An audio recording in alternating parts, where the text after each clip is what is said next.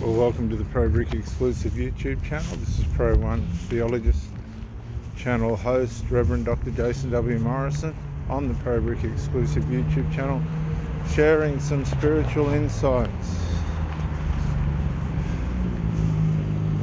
for those that aren't aware of what the wiles of the devil are. The thief in John 10:10, that's the Gospel of John, chapter 10, verse 10, comes only, exclusively, solely, without any other purpose, without any other motivation, to kill, steal, and destroy. But in the order of the scriptures, it says the thief comes only to steal, kill, and destroy. And these are the words of Jesus too. These are pretty important words, because they're Jesus's words. The thief, Satan himself, and his cohorts, demons, come only to kill and to steal and destroy. I think with his ultimate purpose, to kill if it's human, destroy if it's material things. Satan comes only to steal, kill, and destroy. And we need to be well aware of this. And for many of the Christians, they are. There's some very strong spiritual fighters in the name of Christ.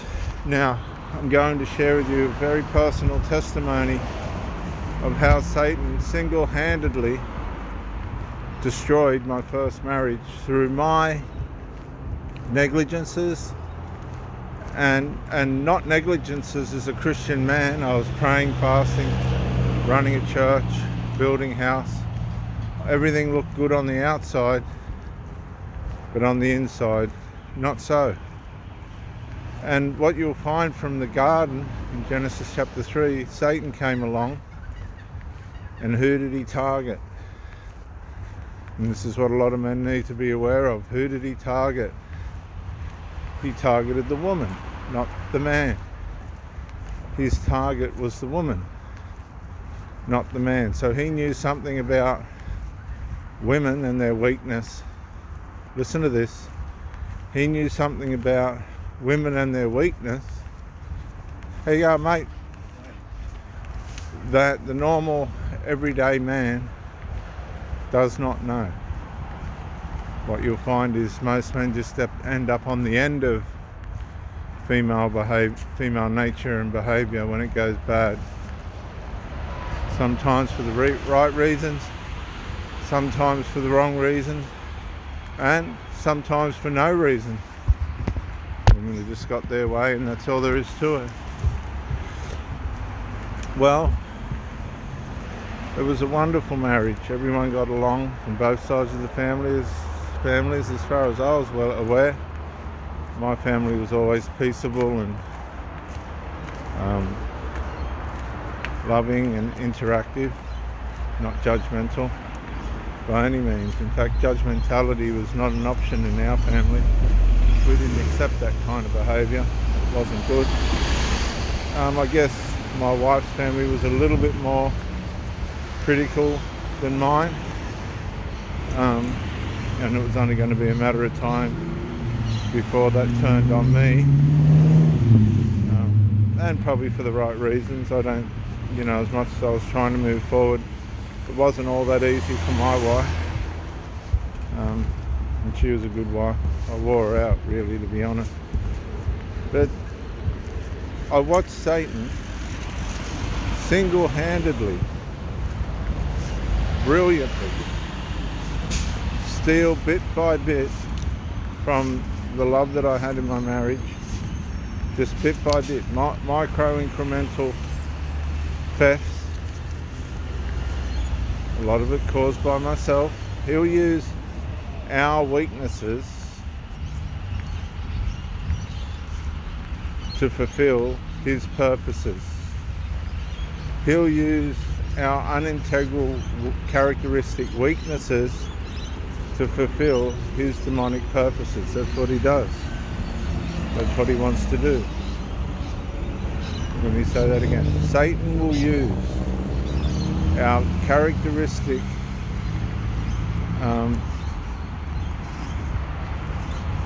weaknesses, where there's no integrity and there should be, where there's no power and there should be. He'll use those weaknesses to pull apart the things that we care about and the things that we love. That's what he'll do. He'll come only to steal, kill, and destroy.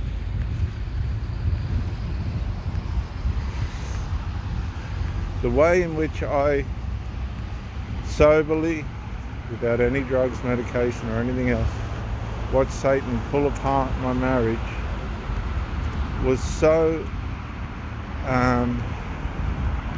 the assault of it all, the progressive, brutal, ongoing assault of it all, the persistence in which him and his cohorts worked to pull my wife apart and my family apart was relentless. And once he got his side of influence into my wife, again I believe through my characteristic flaws, Satan uses our characteristic flaws to fulfill his purposes, to steal, kill, and destroy. Satan uses our characteristic flaws to accomplish his purposes against us as individuals, as collective families, and as communities. That's what he does. And make no mistake about it, he is determined. He has the most incredible plans of attack that 9 times out of 10 succeed. They're so genius. He's evil. He's an evil genius. Just his genius is of such brilliance. Once he gets his claws in, you don't even know he's there. And I watched him pull apart my family to the point where, when he was finished, family members were so deceived and deluded that they were trying to put me in a mental home. And I was a completely sober-minded, well-rounded, enthusiastic person. I watched Satan spread through my wife's family so strongly, so well, that they thought I needed to be in a mental home. And I studied this as it was happening. And there's a whole nother Romans 7 for anybody that doesn't know Romans chapter 7. I dare you, if you've never read the Bible before, read Romans chapter 7, where it teaches that there's nothing you can do or not do to make God happy or stop him from being sad, and Christians are determined to try and do the opposite. They just want to make God happy and stop him from being sad, and you can't, because it turns you, as a matter of fact, if you try all that, it turns you evil. That's why there's a lot of evil Christians. They don't realise that Christianity, or the Bible used the wrong way, can actually have the opposite effect and turn you into a religiously evil person. And I saw this when they were trying to admit me into Mandala here on the Central Coast, which I went along with. It was quite chilling, horrifying, sobering. Yeah, it was quite actually horrific. It's the only way I can put it. But I saw it with my own 2 eyes. I saw Satan come and steal and try to kill and try to destroy. I saw that with my own two eyes.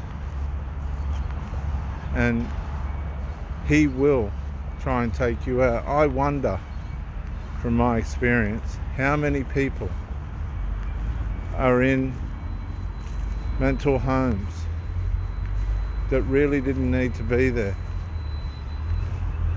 that did not need to go there. How many marriages that have been ruined by over-devoted Christianity. Christians that have taken it all too far, instead of just resting on the finished work of the Messiah, Jesus Christ. Resting on what he did and being happy with that, and then getting on with their lives. No, they've got to push it. They've got to push to make God happy. They've got to push to stop him from being sad. And this is what men try to do with women. They push to try and keep them happy. They push to make sure they're not going to be sad. And that's repulsive to a woman. I can remember, just jumping forward, in my last relationship, I bought my partner some flowers just out of gesture to acknowledge her as a woman. And I remember her younger son, who was 25 or something, I remember him having some snidey remark and her getting on board with it to an extent, and I thought, I'm not gonna buy you flowers again if that's your attitude. I'm not going to be humiliated like that. And it showed me that there was a soul tie, a covert emotional enmeshment between her and her son. And this is common today because a lot of single mothers surrogate their children as partners and aren't aware of the damage that does. I remember also, because I stayed there a bit, I decided to clean the bathroom. And again, this little arsehole, that's what I'm going to call him, an evil, self-centered, arrogant little pig of a guy, for all his charisma, whatever that was, made insulting gestures about contributing to help with my partner, and she really didn't say anything or do anything.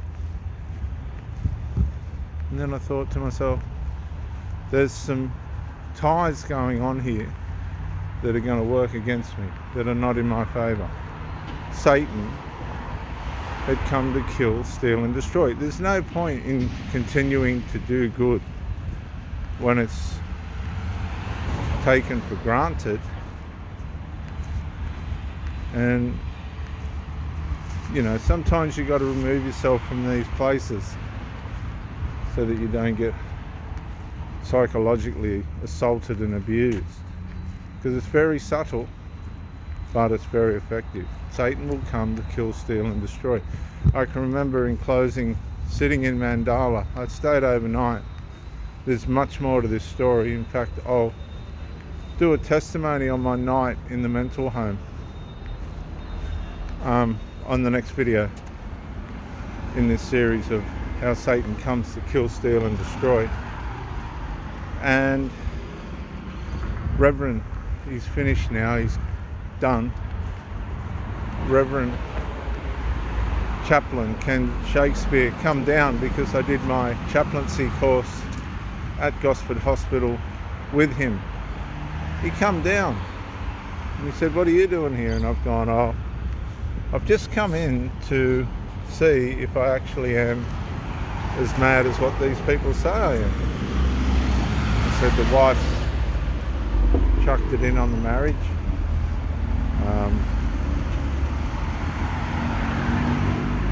And they're convinced that I need to be in here, in this mental home.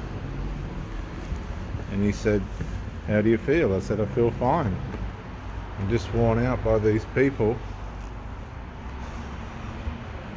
that are intruding into my space. I mean, they literally, Satan used family members to pull that marriage apart. You have no comprehension how vicious and horrible it really was. And Reverend Chaplain Ken Shakespeare said to me, Jason, go home. You don't belong here. You know as well as I do. You've proved whatever it is you're going to prove, but you're only going to prove it to yourself. Don't wrestle with these people anymore. Go home. Sort all this out. Let them go if this is what they're going to do. And get on with your life. And I'll continue in the next video what happened. You will not believe the destruction that followed this in my next video. This is Reverend Dr. Jason W. Morrison, theologist, New South Wales, Australia. Bye for now.